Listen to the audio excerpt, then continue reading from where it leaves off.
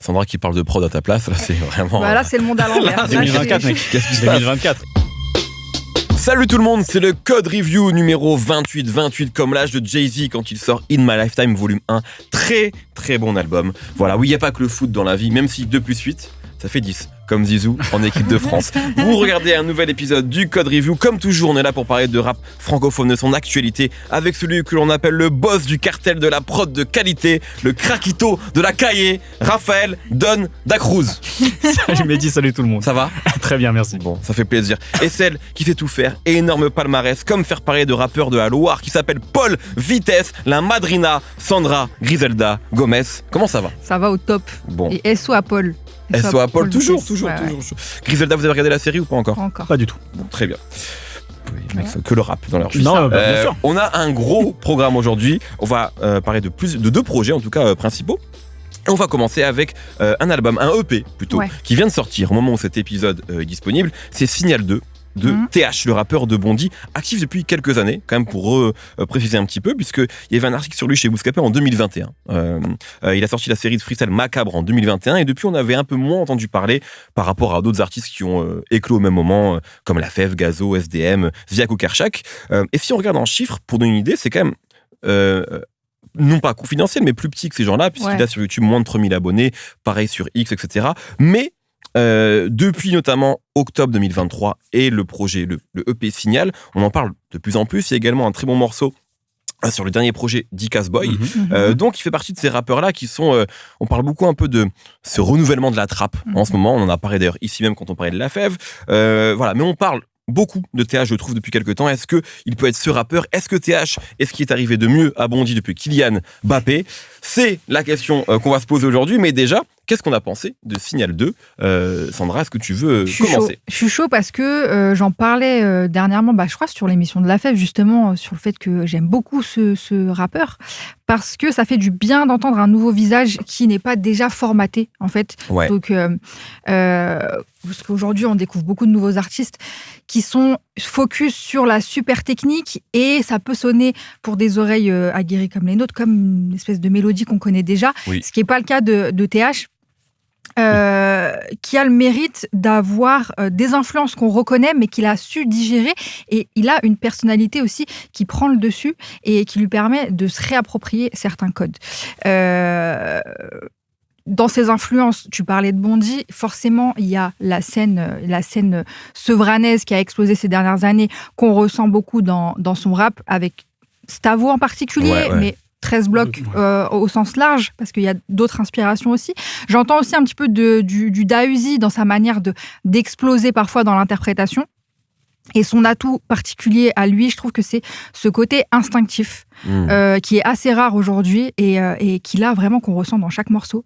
Il y a une espèce de pureté dans son flow et dans son écriture aussi, ce qui est très contradictoire avec ce qu'il raconte, parce que il raconte la vie d'un bandit, et c'est que le trafic de drogue, et avec très peu d'espoir, mais quand même, il y a ce côté, je dirais pas enfantin, parce que ce serait un peu péjoratif, mais un côté un peu juvénile, d'arriver à être aussi impulsif, et de passer de l'urgence à la nonchalance en une phrase, et avec une simplicité qui, je trouve, est de plus en plus difficile à maîtriser au fur et à mesure des années, en fait. Et lui, il a quand même quelques années d'expérience, mais je pense que ça fait partie de son identité, justement, de se focus sur quelque chose de très simple, et c'est là où il va tirer son épingle du jeu.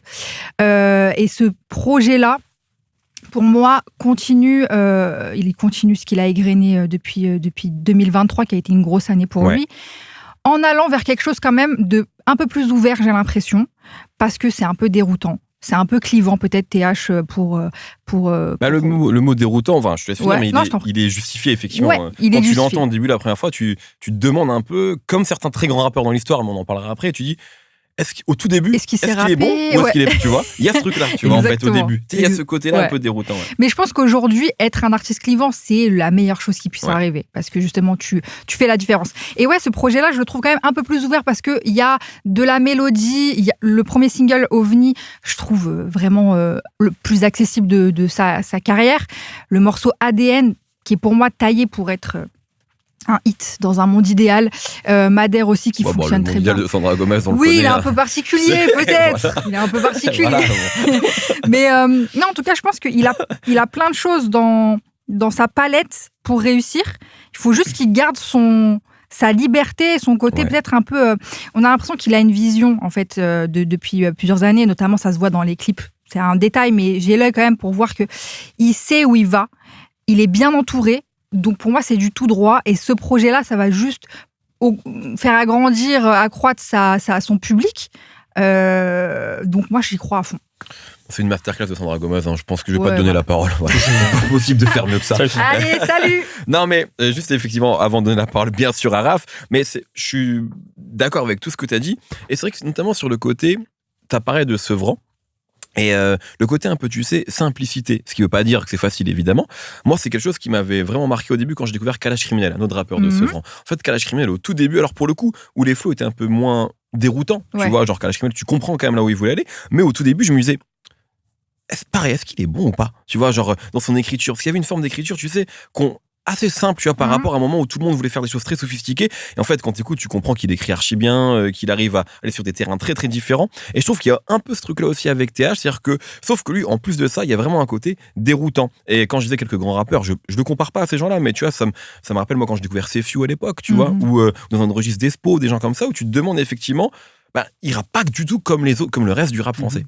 Donc dans les placements, dans la voix, dans cette nonchalance-là qui effectivement, et quand tu dis, c'est très juste le côté passer de la nonchalance à l'urgence en quelques instants, c'est vraiment ça, tu vois. Et ça, pour le coup, c'est nouveau. Et il est assez à part, je trouve, dans le paysage rap actuel.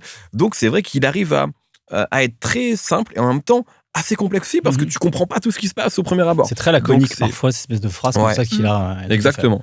Raph, toi, qu'est-ce que tu as pensé de ça, du projet et plus largement du rappeur? Je trouve que c'est un artiste qui est enthousiasmant par sa singularité que tu as très bien décrit. C'est en fait, on le disait effectivement dans l'épisode consacré à La Fève, concernant la trappe et à quel point c'est devenu un maître étalon du rap de manière générale et particulièrement en France. C'est-à-dire artistiquement les artistes, etc., on a eu le sentiment qu'il y a eu un peu le tour de la question qui a été fait sur la trappe, et aujourd'hui c'est comment, en trouvant une singularité, un parti pris, on arrive justement à peut-être renouveler un peu le genre. Et je vais reprendre une expression d'un confrère à nous qui s'appelle Daz, qui est co-animateur d'un podcast qui s'appelle Dans le Tempo. Donc c'est un vieux de la vieille en termes d'auditeur rap, mais il est toujours intéressé par des trucs récents. Et il a dit un truc marrant, c'est que, avec évidemment une pointe d'humour, c'est que la trappe, parfois, ça peut être du rap d'inventaire. C'est-à-dire qu'on peut faire l'inventaire de tous les bienfaits et les méfaits de cette vie de bandit, comme tu le disais. Et il y a un morceau en particulier, c'est intéressant justement d'écouter TH aujourd'hui à la lumière de ses anciens morceaux, parce que tu le disais, il est là depuis un petit moment. Il y a un morceau qui s'appelait Audi RS, et dans lequel c'était vraiment ça. C'était vraiment un enchaînement de plein de références, de bienfaits et de méfaits liés à cette vie de bandit, avec une espèce de... Tu parlais de Dahuzi et ce côté très cher à vif, tu vois, avec justement cette voix très urgente, ce flow en triolet. Et quand on écoute ce qu'il fait aujourd'hui, c'est pas du tout la même chose, parce que précisément il y a cette nonchalance, cette manière de tomber à la rime parfois en décalé. C'est ce qui explique aussi peut-être son absence à un moment. Tu sais, peut-être qu'il a aussi repensé son truc. En fait, c'est comment passer de ce rap-là à ce qu'il fait aujourd'hui, c'est-à-dire des sortes de pensées à voix haute, un peu décousues, en mode libre association, et avec justement ce style très nonchalant, très un peu étrange la première fois que tu l'écoutes, avec des silences et parfois justement des trucs laconiques un peu bizarres dans sa manière de trouver les bonnes images pour parler de cette vie-là, quoi. Et je trouve qu'il y a eu pour moi, il y a une espèce de bascule avec un morceau qui s'appelle Diabolo et Satanas, qui est donc sorti l'année dernière, où franchement le changement, tu le sens vraiment avec ce qu'il faisait avant, c'est-à-dire cette voix basse est plus nonchalante, l'instru de Manx Beats qui est une sorte de note monotone avec des variations dans la basse, et puis ces formulations où il dit la rue m'a avalé, j'ai fait un trou dans son ventre, tu vois. Ça me rappelle, je sais pas, un truc que disait Caris où il disait je suis encore dans le hall mais je grignote le cordon ombilical, quoi. Tu vois, enfin, il y avait des espèces de phrases comme ça très percutantes. Et c'est en fait là où il tire son épingle du jeu, c'est précisément en étant juste différent et en creusant cette différence. Et ce qui est d'autant plus intéressant quand on écoute ce Signal 2 comparé au premier Signal qui est sorti fin d'année dernière et tous les morceaux qu'il a sortis aussi, c'est d'avoir l'impression d'un artiste en constante mutation là. C'est-à-dire que le premier Signal, où il y avait justement ce truc très à voix basse, un peu monotone, avec ce truc très décalé dans le flow, encore une fois. Là, il fait encore autre chose, comme tu le disais très bien. Il y a plein de morceaux où c'est des styles musicaux, en fait, qu'il n'avait pas encore fait. Je pense à Doudou et Sonzu, qui sont des espèces de jersey drill en mode un peu jeu vidéo, où il va pousser aussi un peu la chansonnette, justement. ADN, comme tu le disais aussi, c'est un bon exemple de ça.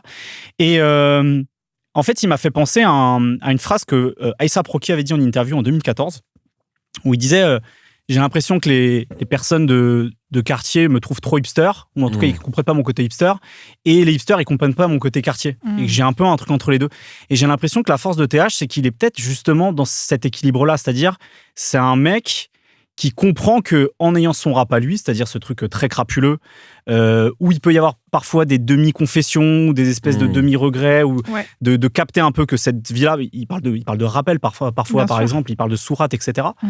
Cette espèce de vie-là, ça a ses impasses aussi. Il n'est pas encore complètement dans la bascule totale, quoi. Et en même temps, il peut raconter ça en étant très en avant sur des nouvelles tendances musicales, mais sans être dans des postures.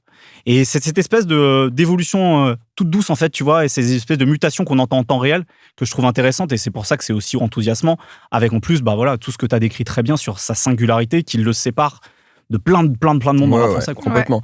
Puis c'est vrai que ce truc-là de être, si tu parlais entre le côté hipster et le quartier quelque part, c'est aussi quelque chose qu'on parlait de 13 blocs. 13 blocs avait réussi aussi à faire ça, à avoir un peu à la fois la hype et les marques, et aussi, on va dire, leur public un peu plus de base, tu vois, qui aimait ce rap-là. Le point commun, ça va être les producteurs. TH, je pense qu'il a sa grande force aussi, en plus de sa singularité, c'est qu'il a l'oreille et il sait aussi bien s'entourer. Il y avait comme 13 blocs, JJ, bien sûr, beaucoup autour de lui. Qui bosse beaucoup avec Don Dada, avec Dean. Donc ce côté un peu avant-gardiste, c'est un peu l'esthétisme un peu léché de cette école-là, ça peut vraiment lui apporter. Et puis en plus, il revendique l'e-trap, donc la trap du futur un peu. Il est un peu obsédé par ces thèmes-là. Donc je pense que ça le différencie aussi par les prods, tu vois. Sandra qui parle de prod à ta place, là c'est vraiment... Là c'est le monde à l'envers. 2024, mec. Qu'est-ce qui se passe 2024. Et c'est vrai que dans les producteurs, etc., tu parlais de Banks Beats, je pense qu'il faudrait aussi à un moment, peut-être, je sais pas, donner ses fleurs aussi à un mec comme Banks Beats, tu vois, qui quand même, qui a fait énormément de choses depuis très longtemps, des projets solo aussi, Gapman aussi, tu vois, dans les nouvelles têtes. Il est vraiment quand même très, très, toujours à l'affût, est toujours en train de se renouveler, et toujours dans une vision aussi de la trappe, lui, pour le coup, depuis longtemps, qui est très, très pointue. En tout cas, TH, voilà, Signal 2, c'est sorti. Au moment où vous voyez ça, il y a 3 jours. Donc, n'hésitez pas à aller écouter. Dites-nous ce que vous en pensez aussi dans les commentaires. Mais c'est un rappeur qu'on apprécie beaucoup. Enchaînons, puisque le 2 février, nous avons eu pas mal de sorties. Esprit Noir, qui est sorti l'excellent La Cour des Miracles, mais on y reviendra un peu après. Flimka, avec le Grand Mystico. Lala Ace, avec Solstice. PLK, qui a sorti la 3e partie de Chambre 140. Et j'en oublie, mais PLK, qui est donc un ancien membre du Panama Béné. D'ailleurs, ancien, faut pas dire ancien, puisque il m'avait dit en interview que les mecs continuent à se parler. Donc peut-être qu'un jour, il y aura un truc du Panama. Ça va nous permettre de parler un peu de PLK, mais... peut-être on va aller rapidement dessus parce qu'on avait parlé l'année dernière de PLK, mais aussi, surtout, de l'ESRAM qui, lui, fin janvier, a sorti du peu que j'ai eu, du mieux que j'ai pu. À chaque fois, il faut que je me concentre pour dire ce titre. Pour être qui est sorti, je ne suis pas dyslexique. moi, c'est un petit peu. Donc, c'est un projet qui est sorti fin janvier, qui fait suite aussi à Wesh l'Enfoiré, son projet précédent. Nous avions... Wesh Enfoiré. Sinon, c'est Huss l'Enfoiré. T'as dit Wesh l'Enfoiré. Ah, pardon, Wesh l'Enfoiré. Je me permets d'intervenir sur ça me donne envie d'un projet commun, Huss l'Enfoiré et l'ESRAM maintenant. Pourquoi pas, après tout est possible maintenant. Tout est possible. D'ailleurs, nous étions allés voir l'ESRAM ensemble à la Cigale. On y est tous les trois ou pas moi, j'y étais avec toi. Tu n'étais pas là? Non, pas là. T'as raté un grand moment. T'as raté un très bon moment. Non, mais c'est vrai, un très bon moment d'ailleurs, parce que c'est pas quelqu'un qui est le plus mobile sur scène, mais il s'est passé un truc quand même chambé où il tenait la Cigale vraiment avec beaucoup d'aisance, alors que il fait pas 10 000 choses sur scène, mais vraiment ça marchait bien, quoi. Et en rappant vraiment pas sur ses bancs. C'est le grand combat, tu nous emmerdes. C'est bon, faut accepter que les rappeurs ne rappent plus, c'est bon. Mais c'est vrai, non, il rappait vraiment de A à Z, et en plus avec un répertoire qui j'imagine, n'est pas facile. Et la Cigale était bouillante. Hein. Ouais, complètement. C'était volcanique ce soir. C'est vrai.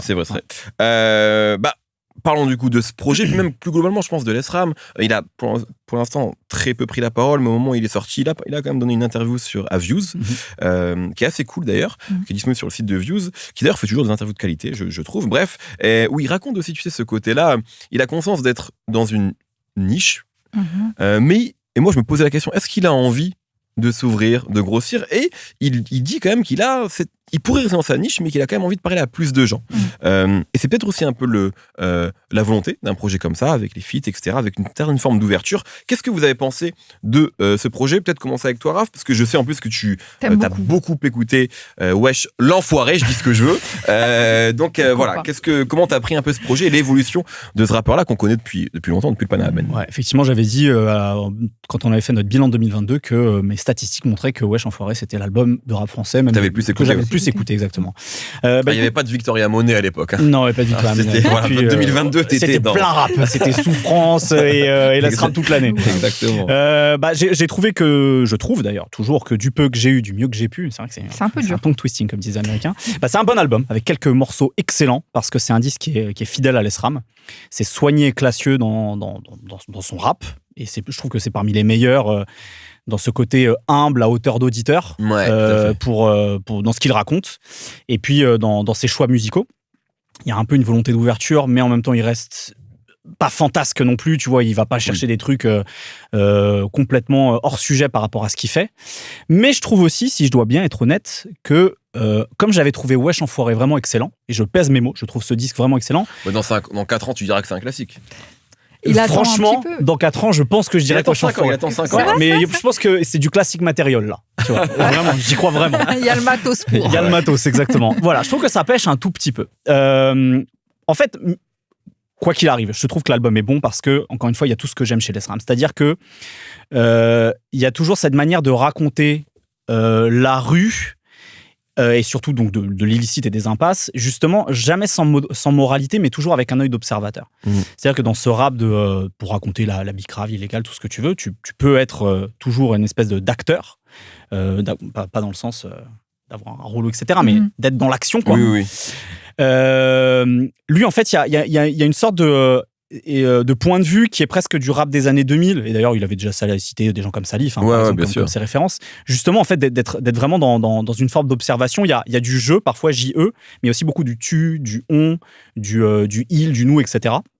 Et ça, pour moi, ça change beaucoup de choses, justement, dans sa manière d'en parler, d'écrire. D'ailleurs, il y a un morceau où il dit « On glorifie la rue, mais il y a tous mes gars déçus d'elle ». Et je pense que ça résume assez bien ce qu'est son rap, justement. Il n'y a jamais de jugement moral, mais il y a toujours quand même des leçons tirées avec un peu de fatalisme. Et surtout, en fait, je trouve chez lui, il y a un truc très attachant sur l'espèce d'empathie qu'il va avoir pour les plus jeunes. Et justement, sa responsabilité et la responsabilité de sa génération, c'est un truc qui traverse ces 10 depuis Wesh Enfoiré jusqu'à encore celui-là, sur en fait, c'est quoi un peu notre responsabilité dans le fait de peut-être d'inciter les petits. D'ailleurs, il avait une phrase comme ça dans l'album précédent. Et je trouve ça charmé parce que ça donne un rappeur un peu multidimensionnel dans sa manière de rapper ces choses-là, avec toujours une espèce de contexte social aussi.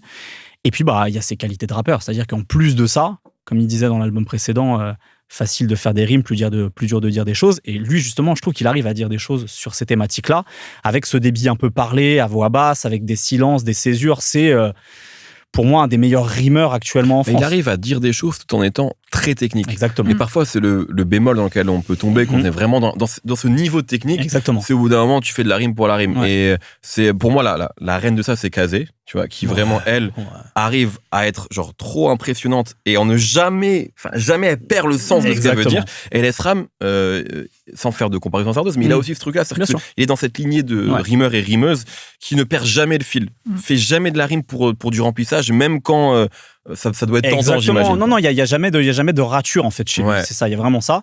Et donc au final, je trouve que c'est un bon disque, mais peut-être un peu sans réelle surprise.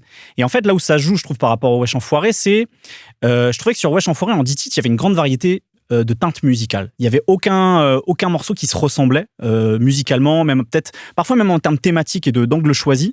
Et quand justement on est un rappeur, en tout cas comme l'ESRAM, avec grosso modo un peu cette même toile de fond, je pense que cette variété musicale, elle est pas négligeable. Et là, sur 12 titres, j'ai un peu plus l'impression qu'il y a des redondances par moment. Ça veut pas dire que les morceaux sont mauvais, mais ça veut dire que c'est un peu plus linéaire. Et c'est justement dès qu'il y a des morceaux qui sortent un peu en termes de choix d'instrumentaux ou justement de choix de teinte musicale, et que je trouve que ça décolle. Et je parlais justement de mon mot excellent au début de mon intervention, des morceaux comme Du peu que j'ai eu qui ouvre l'album, Aperçu, En mode, QB ou Bernabeu, il est très très fort sur moi. Bernabeu aussi, tu vois, mais typiquement Bernabeu, lui, il est très fort dessus. Oui, c'est pas nouveau.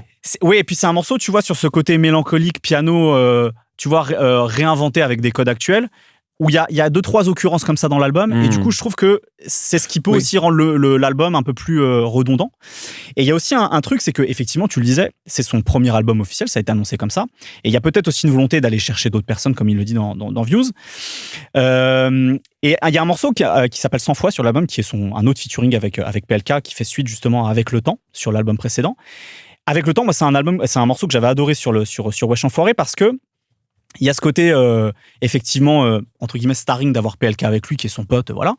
Mais c'est un morceau un peu en passe-passe, où il parlait justement encore une fois, c'est la responsabilité qu'ils ont avec les gosses, qui font en fait les mêmes erreurs que eux, ils ont pu faire. Il n'y avait pas vraiment de refrain, donc c'était un morceau très ouvert musicalement, qui était très doux. Mais il y avait des espèces de parti pris qui faisaient que c'était pas non plus un morceau un peu convenu dans des codes actuels. Et je trouve que 100 fois, il a entre guillemets ce défaut-là, c'est-à-dire qu'il est pas mal fait, mais il n'y a pas un truc un peu, une plus-value en plus, tu vois, sur ce morceau-là. Donc voilà, je trouve qu'il y a 2-3 morceaux comme ça où tu sens une volonté de faire autre chose, mais que c'est pas encore complètement aussi abouti que quand il va aller sur d'autres ambiances musicales, et quand il va jusqu'au bout de ce truc de rapper. En fait, les morceaux que je préfère, je crois que c'est ceux sans refrain, où c'est juste des couplets uniques, et justement c'est souvent ces morceaux en plus où il y a des partis pris musicaux qui sont un peu différents. Donc voilà, c'est quand même toujours un plaisir d'entendre ce mec rapper. Oui, bien sûr, et en fait voilà, globalement là je pinaille, mais en fait j'ai bien aimé l'album, c'est juste que voilà, je le trouve un petit peu en deçà de Wesh Enfoiré, quoi. Sandra. Eh ben, je suis moins fan de l'Esram que toi, Raph, peut-être, mais en fait, comme tu dis, c'est toujours agréable de l'entendre rapper.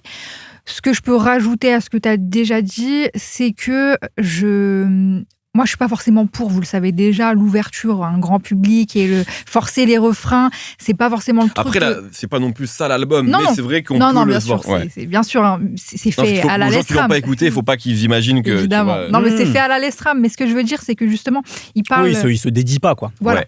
Mais le succès d'estime qu'il avait déjà, pourquoi pas s'en contenter. Après, il a d'autres aspirations, il a d'autres ambitions, c'est respectable.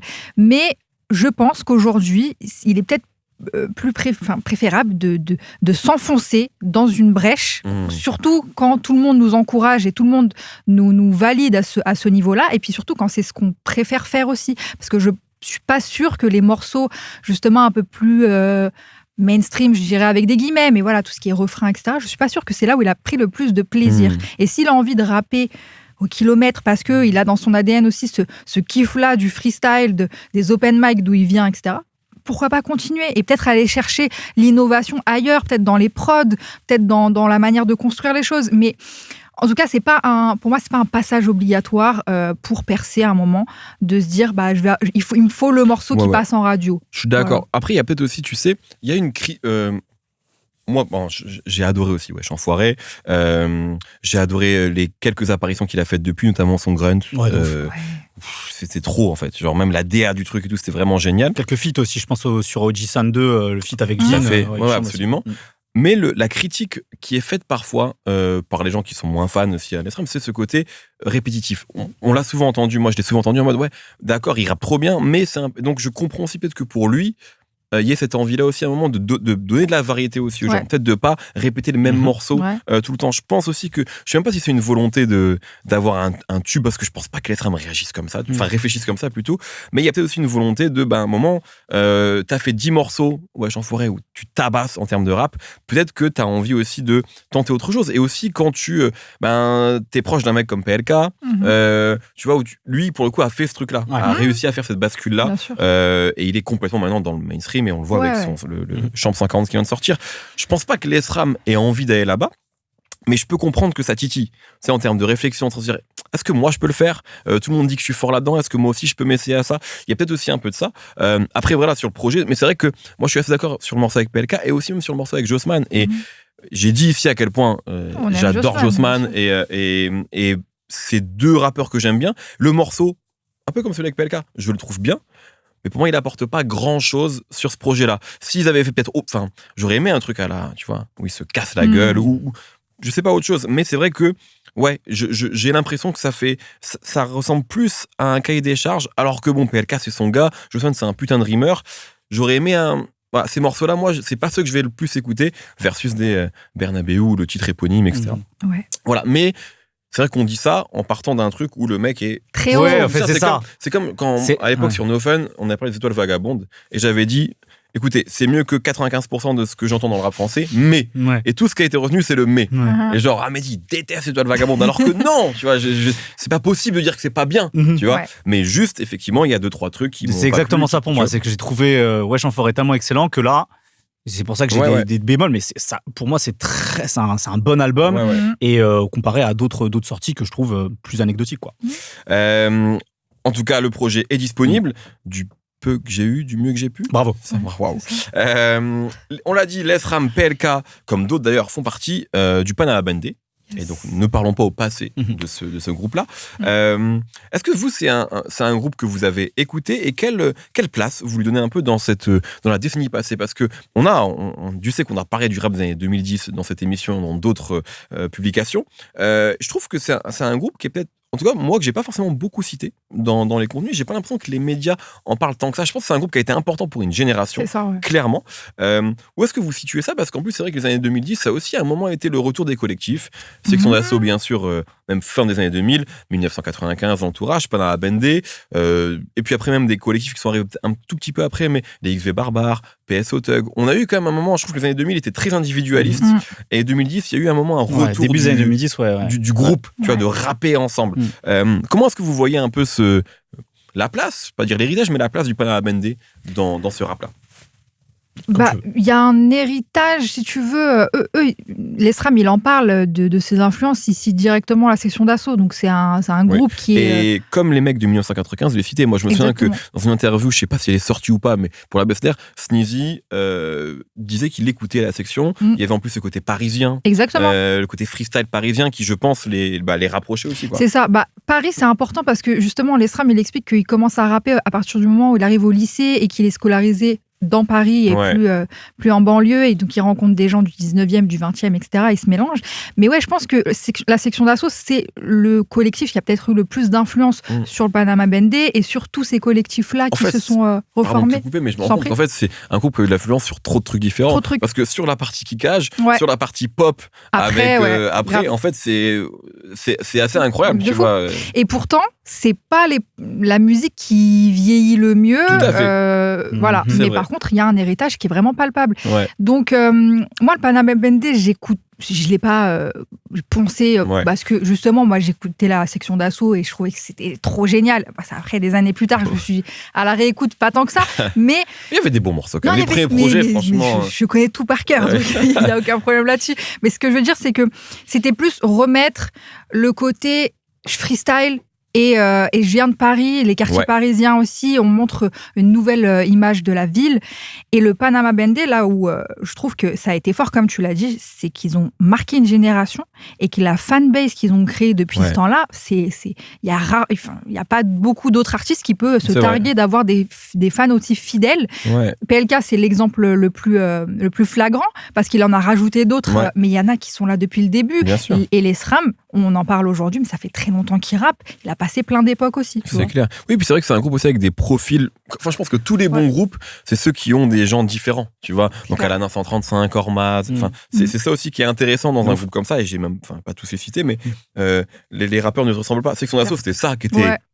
C'était vraiment génial quand on les découvre, quoi. C'est qui ça, ce Barakadama? Et puis, il y a Doumams qui est là-bas, évidemment, Gims, le fin. C'était excitant de les voir tous ensemble, en plus, tu vois, en vidéo, etc. Il y avait un truc et chacun avait son personnage, en fait, tu vois. Et c'est ça un peu dans le Panama Bandé aussi. Mais je pense qu'aussi, il y a un truc intéressant avec eux, et c'est pour ça aussi que je parlais de ce côté très rap des années 2000 qui se ressent chez l'ESRAM. Je pense que, tu sais, en l'espace de, je sais pas quelle classe d'âge ils ont de différence avec les mecs d'un 995, par exemple, ça doit jouer en 4-5 ans, 4-5 tu vois. Ans, c'est ça. Mais en fait, tout de suite, il y a aussi d'autres références. Et c'est comment aujourd'hui ça infuse leur musique.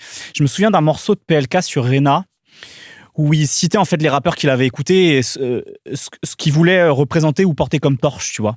Et en fait, il parlait de plein de rappeurs des années 2000, justement. Là où peut-être les mecs d'un 995, ils avaient des références fin années 90, début des années 2000. C'est vrai. Même si c'est aussi, je pense, des mecs qui ont écouté Unité de Feu, on en a déjà parlé, tu vois. Écouté, voilà. Mais en tout cas, c'est vrai que déjà 1995, ça faisait référence. Exactement. Et je pense qu'il y a aussi ce truc-là qui fait que ça a marqué justement et qu'ils arrivent encore à porter l'identité du groupe individuellement, c'est qu'il y a vraiment ces références rap années 2000 qu'ils arrivent à porter dans leur thématique, dans leur manière de parler de la rue, de parler de plein de choses, quoi.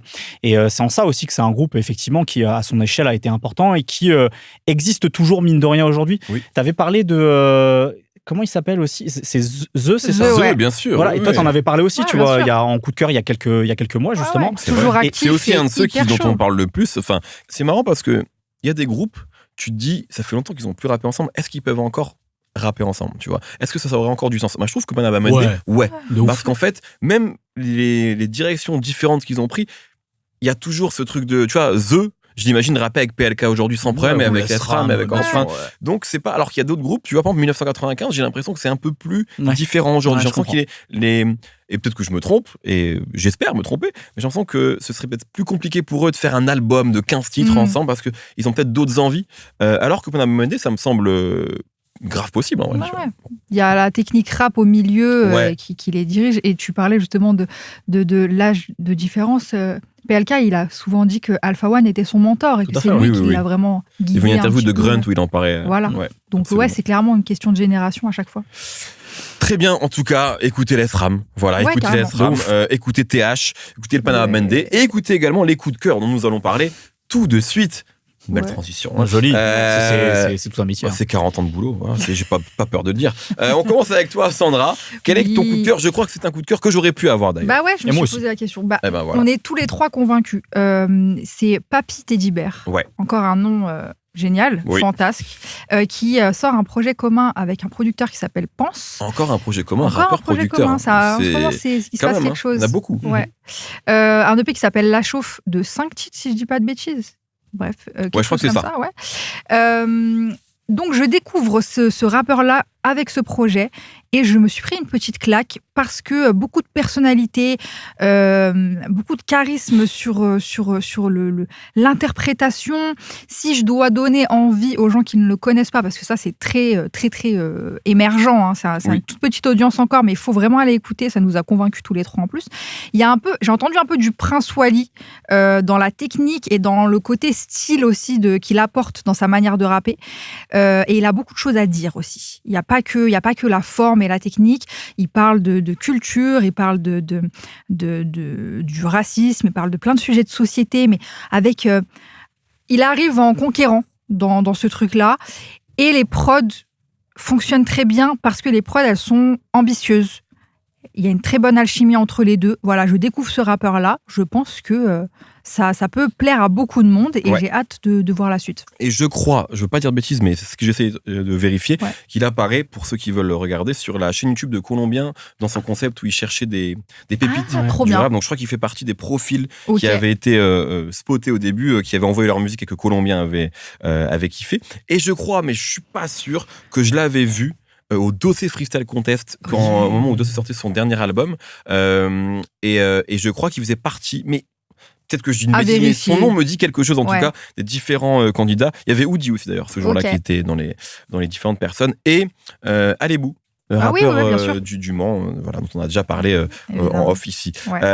Voilà, mais très très chaud, effectivement, je souscris à tout ce que tu viens de dire. Let's go. Raph, tu vas nous emmener un peu aux États-Unis, toi. Ouais, c'est un peu mon coup de cœur, 11 minutos tardé, pour reprendre ce fameux mème de Dembélé. C'est important, si on peut prendre le temps. Exactement. On peut revenir sur des albums sortis il y a 6 mois, c'est pas grave. Exactement.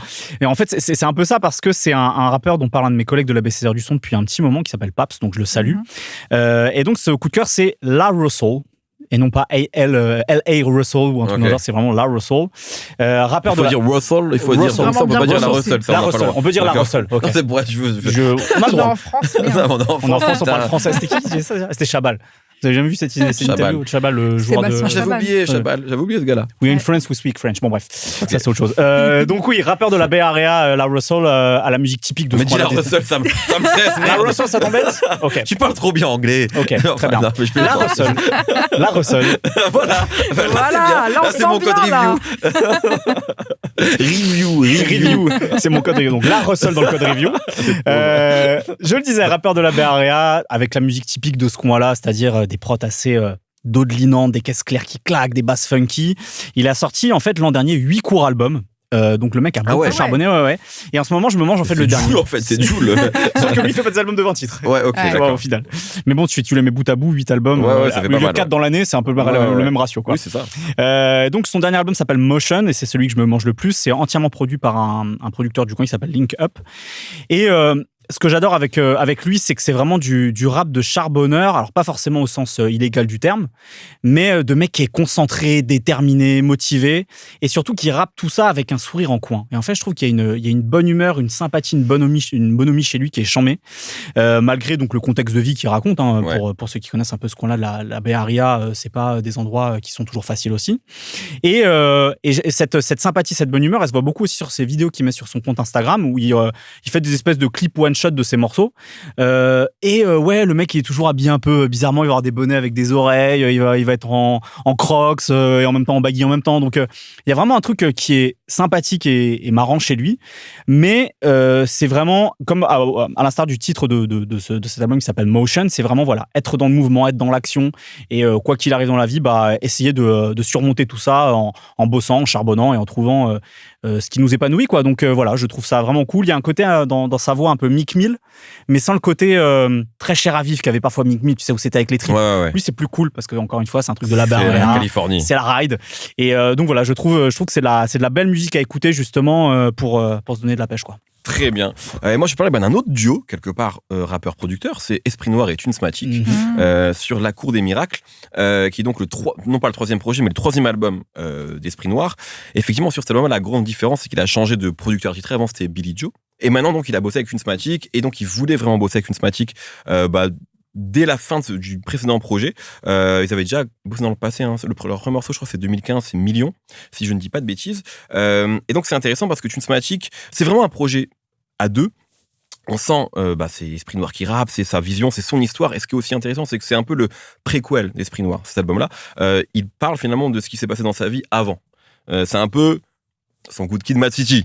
Voilà, mais il y a un peu ce truc-là où finalement il raconte tout ce qu'il avait raconté vraiment par intermittence, c'est-à-dire la vie d'avant, la bicrave, justement quand c'était compliqué, avant qu'il devienne rappeur professionnel. Et on comprend d'ailleurs que le rap finalement c'était juste un job comme un autre au début pour lui, et qu'il avait juste envie de s'en sortir. Et finalement c'est des choses qu'il a jamais vraiment racontées, en tout cas en profondeur, et c'est même des choses auxquelles je trouve on n'associe pas tant que ça à Esprit Noir. Pour moi c'est plus un rimeur élégant qu'on aime bien voir en featuring, et là c'est pour moi, largement son meilleur projet, et celui aussi avec le plus de substance, en fait, dedans.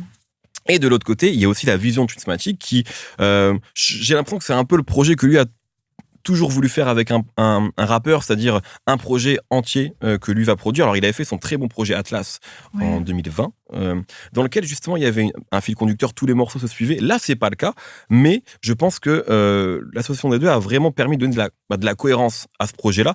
Et vraiment, c'est pas une histoire qu'Esprit Noir raconte, mais c'est une période. C'est vraiment une période qui raconte une période de sa vie, où d'ailleurs, je trouve que toutes les personnes invitées sur le projet jouent un rôle. Maes joue un rôle particulier, je trouve, sur cet album-là. Guy Besbar aussi, il fait seulement 8 mesures, mais c'est vraiment lui qui vient un peu le rappeler à l'ordre pour que Esprit Noir mette un peu d'ordre justement dans sa vie. Isolt également. Bref, j'ai beaucoup aimé cet album qui est pour moi, je pense, l'album que j'ai préféré de ce début d'année 2024. Donc, et moi, j'ai toujours bien aimé les albums d'Esprit, mais il me manquait quelque chose. J'aimais des morceaux, je les trouvais bien. Là, vraiment, pour moi, c'est l'album qu'Esprit devait sortir depuis longtemps. Donc, j'encourage tout le monde à aller l'écouter. Et c'est chaud aussi que Tunesmatic prenne cette place-là. Je crois aussi qu'il bosse sur le prochain Sneezy. J'ai cru comprendre d'après les stories, etc., des uns et des autres.